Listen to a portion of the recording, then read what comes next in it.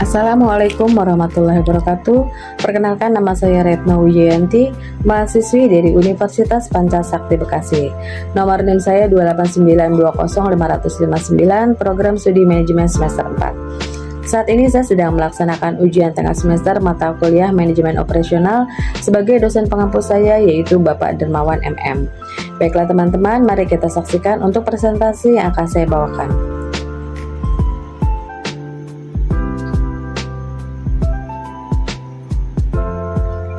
Outline yang akan kita bahas, yang pertama yaitu apa itu manajemen operasi. Yang kedua, pengorganisasian untuk menghasilkan barang dan jasa. Yang ketiga, mengapa belajar MPO. Yang keempat, apa yang dilakukan oleh manajer produksi atau operasi. Yang selanjutnya, perbedaan barang dan jasa, tren dalam MPO, dan produktivitas. Oke, kita akan bahas satu persatu. Yang pertama itu, di sini kita akan membahas apa itu manajemen operasi. Manajemen operasi itu di sini adalah sekumpulan aktivitas yang dapat memberikan nilai dalam pembuatan barang dan jasa melalui transformasi input menjadi output. Nah, di sini ada fungsi produksi. Yang pertama itu di sini ada input. Apa itu yang meliputi apa saja input tersebut? Di sini ada faktor produksi terdiri dari bahan baku, tenaga kerja, modal, dan lahan. Sedangkan untuk ditransformasi ada prosesnya itu ada continue, intermittent, dan special project. Dan outputnya itu kita ada produk yaitu barang dan jasa.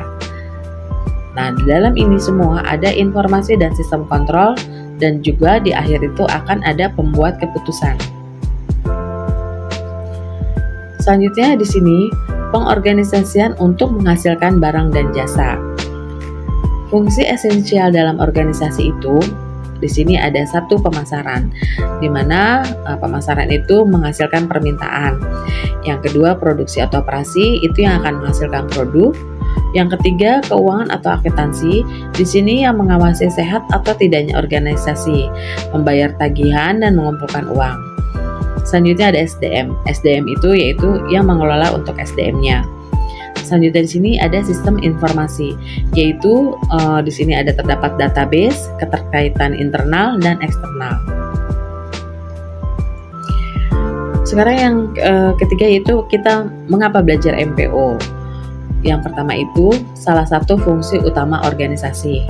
Yang kedua, bagian yang paling banyak mengeluarkan biaya. Yang ketiga, hampir dari 50% perusahaan itu ditangani oleh bagian produksi.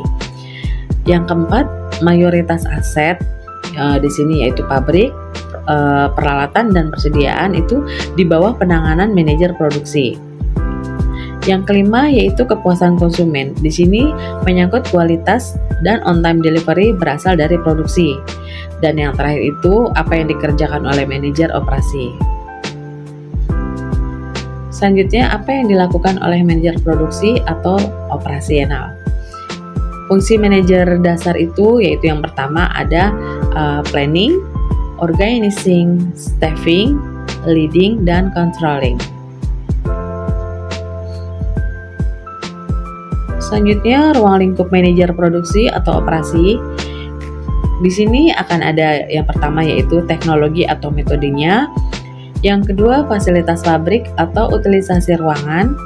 Yang ketiga, kajian strategis. Yang keempat, waktu merespons. Yang keempat, pengembangan karyawan atau tim. Yang kelima, pelayanan konsumen.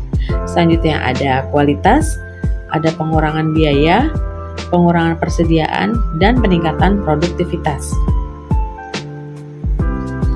Di sini ada sejarahnya MPO ya. Di sini ada cost focus sampai dari quality focus dan sampai customizing focus. Di sini ada pertama yaitu di tahun 1976 sampai 1880. Ada lagi selanjutnya di 1880 sampai 1910. Ada lagi di sini yaitu dari 1910 sampai 1980 sampai terakhir itu sampai di eranya itu yaitu 1995 sampai 2010, dan ini udah customization focus.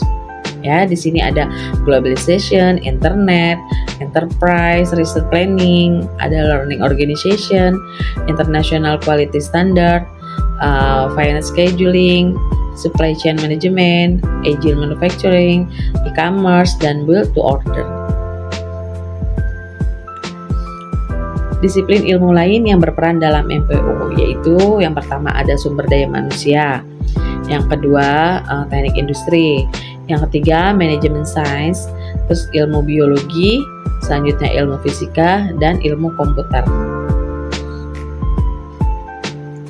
Upaya-upaya yang dapat dilakukan. Semakin spesifik jasa yang diberikan akan semakin sulit mencapai peningkatan produktivitas. Akan tetapi, kesulitan peningkatan produktivitas dibarengi dengan berbagai upaya perbaikan yang telah dilakukan. Di antaranya yaitu dengan penggunaan fasilitas yang lebih memadai atau canggih, juga keahlian personil yang lebih terampil maupun cara pengelolaan yang lebih profesional.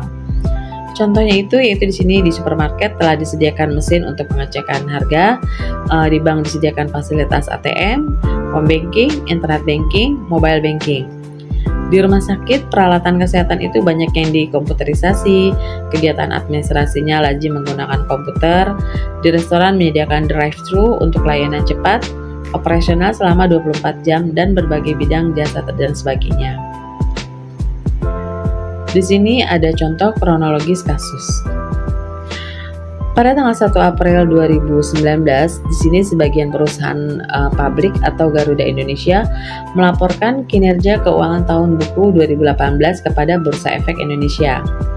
Kinerja keuangan PT Garuda Indonesia Persero yang berhasil membukukan laba bersih yaitu $809.000 pada 2018. Berbanding terbalik dari 2017 yang merugi di $216,58 juta. Kinerja ini terbilang untuk mengejutkan lantaran pada kuartal ketiga 2018 perusahaan masih merugi sebesar $114.008 juta. Nah, di sini pada tanggal 23 April 2019, Perseroan itu mengadakan rapat umum pemegang saham tahunan atau RUPST di Jakarta. Selanjutnya, agenda berikutnya ada agenda rapat adalah menyetujui laporan keuangan tahunan buku 2018. Ada lagi Trans Airways berpendapat angka transaksi dengan Mahata sebesar $239,94 juta itu terlalu signifikan.